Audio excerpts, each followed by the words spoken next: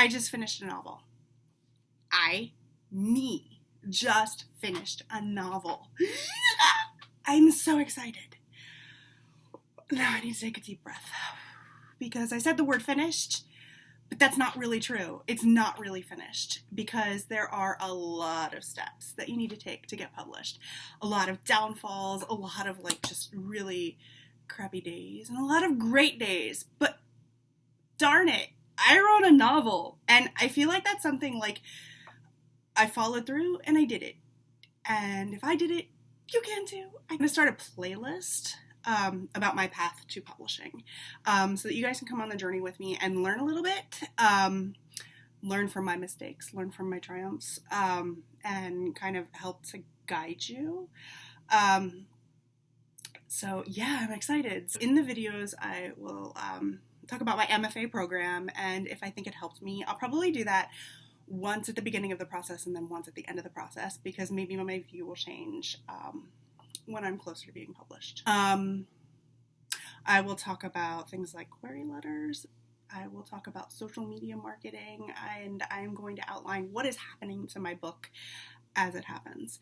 So I'm in the stage right now. The book is done, and I am just taking a breath because now I'm sitting back and I'm trying not to be nervous about it. And the reason why I'm trying not to be nervous about it is because I've handed my book over to beta readers.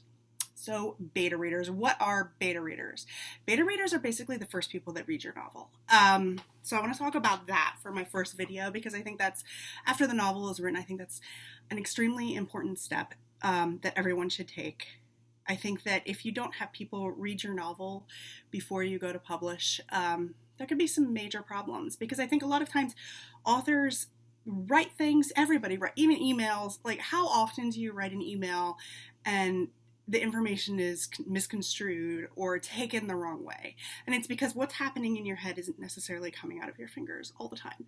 And so that's what a beta reader does. A beta reader goes through, reads it, and tells you, oh, this chapter I didn't really understand, or this chapter it got slow, you might need a little bit more information in that. So my professor has already read my novel, and my novel has been workshopped within my MFA program. But this is the first time anybody outside of my MFA program is reading this. I gave it to a lot of people. Technically, beta readers, you should only have like 2 or 3, but I think I have 5. And I don't know if this was advisable. I will let you know. But the reason why I have 5 is because I have 2 people that were English majors in school. I have an author. I have someone else in my MFA program who is about to become an author, a published author. And my book has a lot of medical issues in it. It's a YA contemporary, and so it deals with things like anxiety, head injury, post-concussion syndrome, and eating disorder.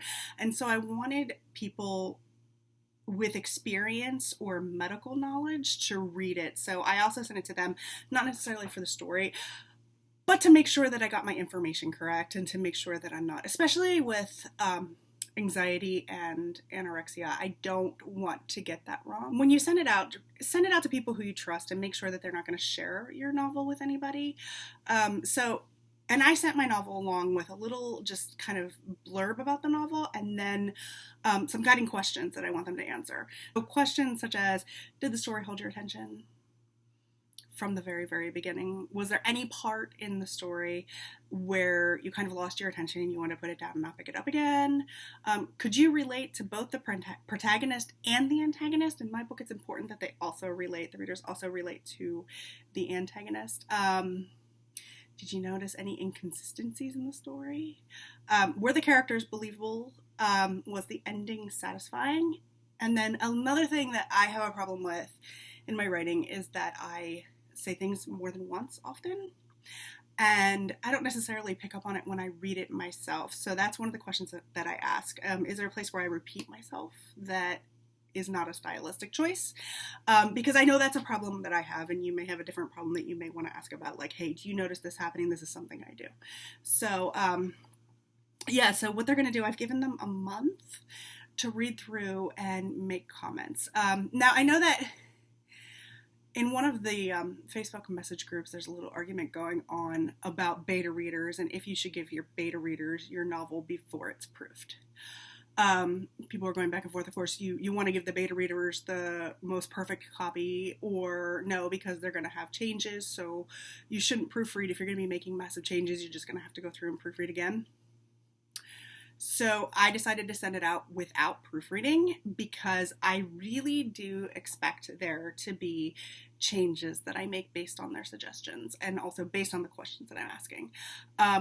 I have told them all to ignore proofreading errors, typos, verb issues. I've told them all to ignore those things, that those things are going to be fixed later on, because I really want to make sure that my characters are likable. I really want to make sure that there's not a chapter where they lose their attention. And if there is a chapter where they lose their attention, I want to fix that.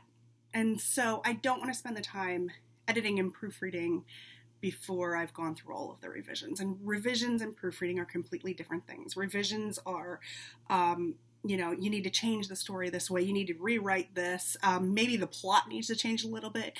Maybe this character is too evil. We need to lighten this person up a little bit, things like that. So if they come back with suggestions like that, I'm going to be rewriting, and a whole new set of proofreading is going to happen. And so I would rather wait for that. So, so beta readers. And I have to say, I emailed it to some people and I handed it to one person, and handing it in paper copy to a person was like standing before them naked, because I've been writing this book for 3 years.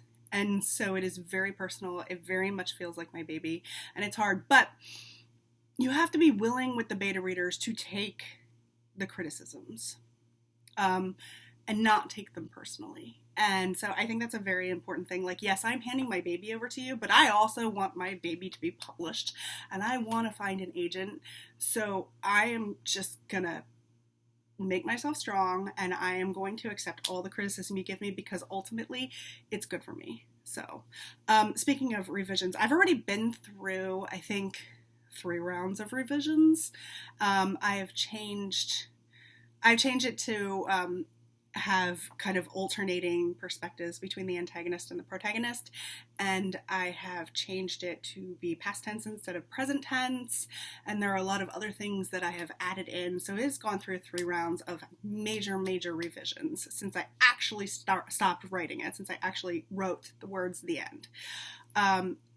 And I expect that to happen one more time after beta readers, and then I will go on to proofreading. So so follow along, hit like, or if you don't like my advice on beta readers, hit dislike. Argue with me in the comments. I'm open. And so let's get started on this journey. So I think next I'll probably talk about social media marketing, because you know what? If you're going to try and traditionally published, you've got to show that you have people paying attention. So